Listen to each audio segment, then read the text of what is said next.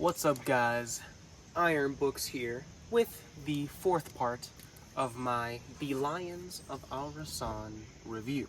Like I've been saying for the last couple parts of this review, the book has been getting better and better. Slowly, ever so slowly, getting better and better and better. We had a bit of a downtime for a good bit of a few chapters because we're back in Ragosa where everything is pretty hunky-dory. Then we get one little battle scene, a nice little confrontation with Amar and Amalik II. And then we go back to Fazana, which is obviously in cahoots with Kartada. Anyways, it's been interesting, and we get a big twist death that I thought was going to go one way, but went the other way. And it was pretty terrible. So let me get started. So we start off going back to King Ramiro, right? Ramiro Valledo, going back into his perspective. This is a bit after, this is the ends of winter now, after the whole thing with Jelona's Pariah's tribute being interrupted by Rodrigo and Amar ibn Kairan. Now we are back in Valledo. What reason specifically? All of the Jedi kings, so the king of Valledo, which we know as Ramiro, one of my favorite characters, probably my favorite character. The king of Jelona, which is the uncle of Ramiro, and his brother, who is the king of Ruenda. They're all being met up due to the religious figures of their kingdoms wanting to gather them all up so that they can finally get together so that they can try to conquer Al-Rassan, Kartada specifically. And we get a little bit of a weird section where the kings are basically just doing random shit together, hunting together, doing different tasks together, drinking together, all the while trying to, for the priest, specifically Garod, as you know, trying to basically make sure these guys don't kill each other and make sure that they're friends enough so that they can go to war on this specific kingdom. And basically, overall of Al-Rassan in this case, even going a little bit more south towards where Yazid and his brother Ghalib is. Interesting stuff. And then we get descriptions of each of the kings and each of the king's wives. Nothing all too important. But the one big thing that shocked me beyond fucking belief was that Queen Ainz got shot in the arm with a poisoned arrow during one of the hunts. Someone, we still don't really know who did it, is suspected that the king of Ruenda shot her because during the hunt, he was shooting arrows but missing every single time. And so if it ever went back to him being a suspect, he would have said, oh, my aim was off, that's why I accidentally hit her. Anyways, Queen Ainz was shot, which shocked me beyond all belief. And we get this sequence where the Jedi doctors are basically not doing very well. Trying to heal Queen Ainz, they're trying to heal her injury, but because they don't even know that it's a poisoned arrow, they basically put tons of shitty bacteria through mud on top of the wound. And we eventually get a new doctor. What is his name? Hold on, guys. I don't think we actually get the doctor's name. Anyways, this new Jedi doctor was in his youth taught by the Kindath doctors, interestingly enough. And as we know throughout this entire story, the Kindath doctors are basically the best in all of Al-Rassan. They actually know what the fuck they're doing whenever healing somebody.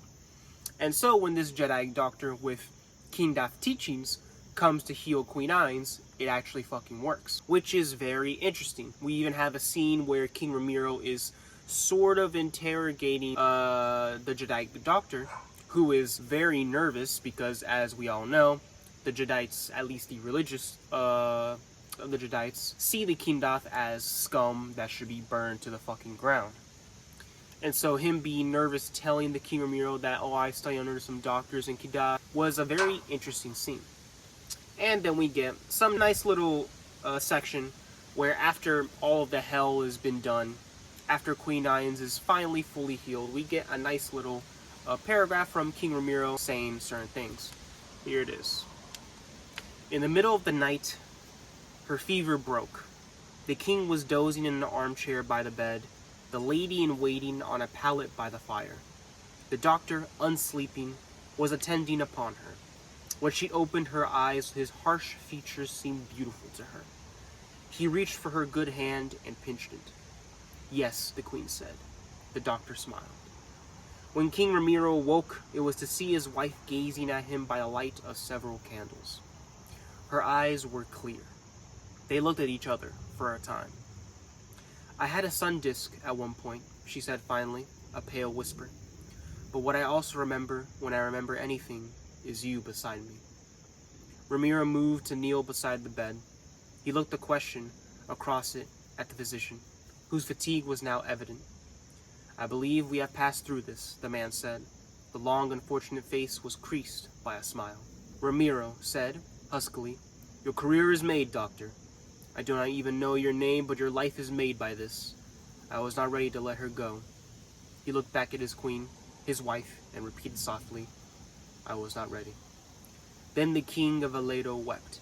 His queen lifted her good hand, hesitated a moment, and then lowered it to stroke his hair.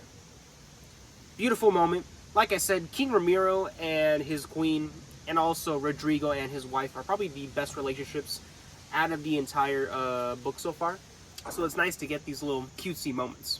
And then we go back to Jehane and the gang's perspective, where there is a carnival that is going to be starting in a day or two at Ragosa.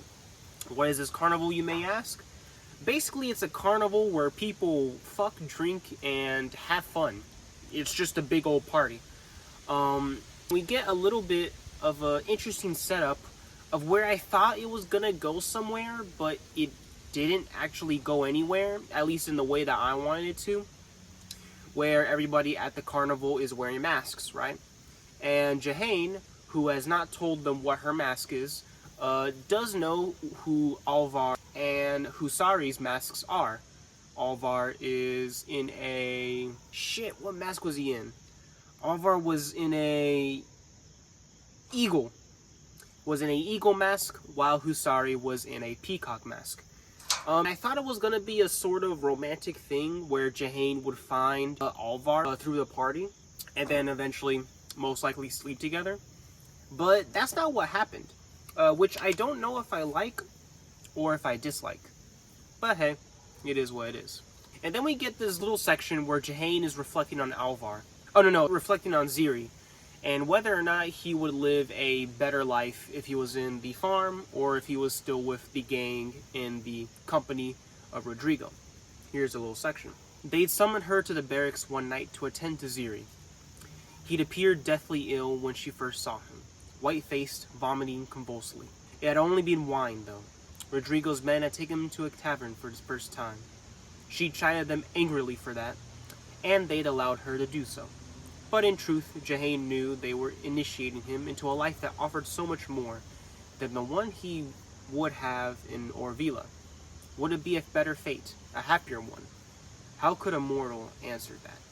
I disagree, because you're in a militaristic setting. Like, for instance, people in the army, right? A lot of people say, oh, your life is going to be so much better that you're in the military now. You get to see more places, see more people, see wondrous things. And I don't really think that's that important. In my opinion, a more fulfilling life is with people that you actually give a fuck about. Why am I going to care about going to another country where I can't really consume that with anyone, right? I can't really enjoy it with anyone. Of course, I'd have friends in the military, but I just don't think it'd be as enjoyable as people make it out to be. I think if you're unhappy, going to another place, even with other people, you're still going to be unhappy. Just because you're drinking and having parties and going off to different places doesn't mean that you're exactly happier. And it's a new stimulus that will make you happy for the time being, but if you don't have a best friend, if you don't have a partner, in my opinion of course, you don't have some type of family unit, you're just not going to be that happy. You're going to be alone all the time. Even if you're in a scenario where you're in a militaristic setting where there's a lot of people that are forced to be around you. Key word, forced. and make sure I'm still recording. And so I think that's just not the way to look at it, in my opinion. But hey, it is what it is. And then we get some heavy fucking foreshadowing for something that I did not expect to happen, honestly. Where Jahane is basically going back to her own building. And then there's this little line right here. Unaware that she was doing so, she gave her characteristic small shrug and walked on. She wasn't good at meandering. She walked too briskly, as if there was a pressing engagement awaiting her and she was late for it. She was 28 years old, and nearing the moments that would mark her life forever. Weird stuff. Heavy fucking foreshadowing. I think that's the only thing that I don't like, that I like and dislike about Guy Gabriel Kay. He'll do surprising shit that really rocks you in 1 second, and then he'll do really unsurprising shit and heavy foreshadowing in the other second. There's multiple moments in the book where he heavy foreshadows, like literal one sentence, some shit is going to happen. And you're sitting there like, what the heck, dude? Why don't you just let it happen? I don't know. I don't like that heavy of foreshadowing. To literally say, nearing the moments that would mark her life forever. That's so heavy foreshadowing that I actually don't really like that at all. But hey, that's just me. Oh, and then we go back to Diego and Fernand's perspective, the children of Rodrigo, where the king of Valido essentially just takes Diego. Now, why is this? The reason being is that the doctor, Ibarra of Rodrigo, who has been taking care of the kids, basically snitches on the family, telling the clerics of the Jedi Kingdoms of Diego's future sight ability, and telling them, hey, if you need some help, I have a kid here who actually has future sight that can help you along the way. Basically snitching on them, because as was told earlier on in the book, Rodrigo and Miranda did not want this information to be left out, because who knows what will happen. Will Diego be killed by these clerics, or will they basically enslave him to do their bidding? Who knows? And it was just very weird. It was definitely very unexpected. I didn't expect Ibero to basically rat out the family, and it was all due to religion too. Because of him being so devout in his religion, he basically didn't hold the loyalty he had with the family, which in his opinion is the right thing to do, but with Miranda's opinion was the wrong thing to do, right? All about perspective, I guess, but hey, pretty shitty thing for him to do. And then we get this little line of when they actually take the boys. Here it is. 10 men escorting 2 boys and a squire of little more than a boy's age rode west from the ranch house towards mid-afternoon of that same day. And the part where it says a squire kind of surprised me slightly. It made me kind of step back and ask, are there knights in the Jedi Kingdoms? Because if so, there has never been mention of a knight at all in the Seven Kingdoms. There's been lords and noblemen and in different militaristic ranks, but there hasn't actually been any knights that have been mentioned. And the mention of a squire kind of clicked that in my mind. The Jedites being the Europeans in this scenario, I'm very surprised doesn't have any knights to be spoken of at all. Like, already 80% of the way through and there's no knights to be spoken of? Kind of a weird thing. And then it gets revealed that Ibero's the reason why they took the boys, because of his religious loyalty to the clerics. Yada yada yada. Crazy stuff. And then we get back to Jahane and the gang's perspective. Specifically in this one tavern, where the Chancellor of Ragosa, hiding behind a mask, is met by Tarif. Remember the bandit that had tried to ambush the Gelona military guy, Nino de Carrera. Tarif is now basically talking with Chancellor of Ragosa. I forgot his name. Mazur. Why is this? To essentially set up a deal of where his sons are being let off free while giving Mazur, I believe it was either money or help in terms of conquering Cartada. I believe it was either one. Nice little section that, it's a little aside. And then we get back to Jehane specifically, where she is going through the market and sees a character that basically sleeps with Alvar later on in the story. Seeing her leash, it was a nice little callback, just something to think about. And then we get this weird section where Jehane is at the building where Rodrigo Belmont is writing to his wife. And it's basically Jehane deciding whether or not to go up to the steps and fuck him. Which I doubt would have actually happened. Because Rodrigo is a very loyal character. Very loyal to his wife. Especially with his son knowing, you know, whatever the fuck he's doing. But it was just a very weird moment where there wasn't any hints at all, in my opinion, of Jehane actually loving Belmont in that sort of way. I don't know what the fuck is the point of Jehane's lustful character descriptions. Why is she so eager to sleep with everybody? Like, what is the point of that? I really don't know, especially someone of her age being so fucking grown and just willy-nilly sleeping with people or wanting to sleep with people. I just don't understand it. Especially with people that she doesn't even have a connection with in terms of a romantic setting. It annoys me, and I don't like it. Jehane and Amar are probably my least favorite characters in the entire book so far. It is what it is. And then we get a section where Amar and Jehane meet up and basically go to his place to fuck. But Amar realizes that someone is in the house, and so tells Jehane to go into one room, and where Amar comes in to find Al-Malik II is there with 2 Mawardi soldiers. That really caught me off guard, and this is what I mean by Guy Gavriel K doing amazing twists and turns one second, and then heavy foreshadowing the other second. I just don't understand it. Just leave it all as twists and turns. Because the moment would have hit me harder if he had not spelled it out in one sentence that Jehane's life would change forever. Little tidbits here and there that I don't actually like.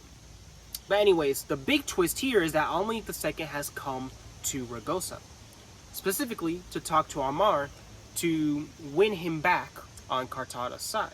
Of which Amar said, "I'll wait, fuck off." And then we get another reveal during the conversation where Al-Malik II was the reason why Queen Ainz earlier on the book got shot by the poison arrow. Amazing twist that I did not expect. This is good stuff. And it makes sense. Because the reason why he shot Queen Ainz with the arrow was to essentially make the kings of the Jedi kingdoms hate each other more. Because they already don't like each other. So why not stir the pot even more by suspecting that Ruenda is the reason why Queen Ainz got shot? It's crazy. And then we get a crazy moment where the Muardis go to kill Rodrigo Belmont so that Amar basically has no reason to stay there. And we get this amazing action scene where Rodrigo is ambushed, gets out of the place. Oh my god, it's starting to rain, guys. Oh no. Gets out of the place. And then we get a crazy twist. Velaz, trying to help and save Rodrigo, gets stabbed, gets killed. It's a chilling moment that I half expected because of the fucking foreshadowing beforehand, which really spelled it out. This moment would have hit me harder if it wasn't spelled out earlier. I'm just saying. But Velaz is the one who died, which I kind of expected. Velaz is not that important of a character, and also him not being that important of a character and me not caring at all about him made the death not matter to me. I just didn't really care about Velaz dying. I'm gonna stop this video right now so that we can go inside to continue the review. Alright guys, sorry for that little intersection here. Anyways, so Velaz dies, which surprised / half surprised me. And so we basically get the moment where Rodrigo and the gang decide to go back to Cartada because of the promise that Velaz asked for Rodrigo, which was to protect Jehane. Jehane, knowing that Cartada is being overrun by not only the Muardis, but also the Jedi Kingdoms, wants to go to Vizana to save her family, which Rodrigo obliges. And Amar, seeing the brutality done, essentially goes with them and says, hey, I'll help you out for the time being. And so they go back. Now we are at a point where Fazana is basically in a panic. The chancellor, the governor of Fazana, has to kind of ward off the Ashurite from killing the Kindaf in the city. Because, of course, they're a minority. Everybody is blaming them for what is happening. And so because of that, when Jahane and the gang reach this section, there's already a rave happening. And Amar, Alvar, and Husari have to basically fend off these attackers who are so freaking brutal. In the attacks, it's insane. They're literally killing off children as they are running through the streets, burning down houses, all because they believe that the Kindaf are who are causing all this crazy stuff to happen, which is not the case, because, you know, they're not in freaking power. How would they be able to do that stuff? And just all this religious turmoil, man. It's the cause for all of this crappy stuff to happen to the Kindaf. It's crazy. And I will not stand for it. Like, literally all witnessing a person with a sickle slicing a child's leg off as they're running away from them. Horrific stuff, and I'm glad that Alvar stepped the crap up and was killing people left and right that were doing these horrific things. And then we get this line from Alvar, basically thinking about that there's basically no glory in fighting anymore. I'll read it out here. The battling of lions, a child's dreaming. How did that fit in with what Valadin men had done in Orvila last summer? Or with Valaz ben Ishak, as good a man as Alvar had ever known, dead on the stones of Ragosa? Or indeed with what they themselves had done to a Jalonan party in a valley northwest of Fibaz? Was there glory there? Was there any way to say there was? War is never glorious, my friend. I'll tell you that much.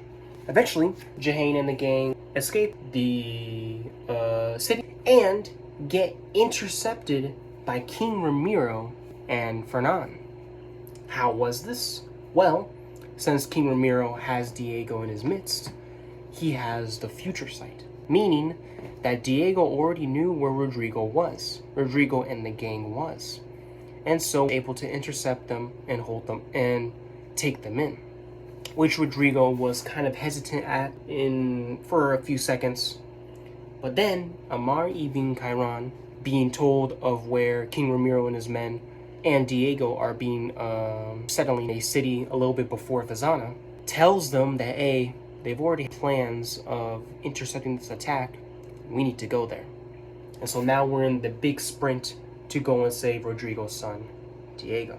Crazy stuff, guys. Some stuff that I liked, some stuff that I didn't. Overall, like I said, it's getting better and better. And we're at the last 20%, right? And this is the part where I'm going to read the rest of the story. I hope that, need more contrast. I hope that everything goes well. Is this an amazing book? I don't think so far. The ending will really have to blow my socks off if it wants to get anywhere near a 5-star. Currently, I'm leaning towards a 3.75. Very good, but then there's moments in the story that I either don't like or I'm so disgusted by that I debate whether or not to stop reading. Like, especially in the first beginning, the first 20% really rubbed me the wrong way. And I almost stopped reading right there and then. So, I'm glad I did continue reading. Like I said, it's getting better and better. So, that's good. But we'll see what this last fifth is all about. So anyways, guys, Iron Books. See you guys next time. Comment and subscribe.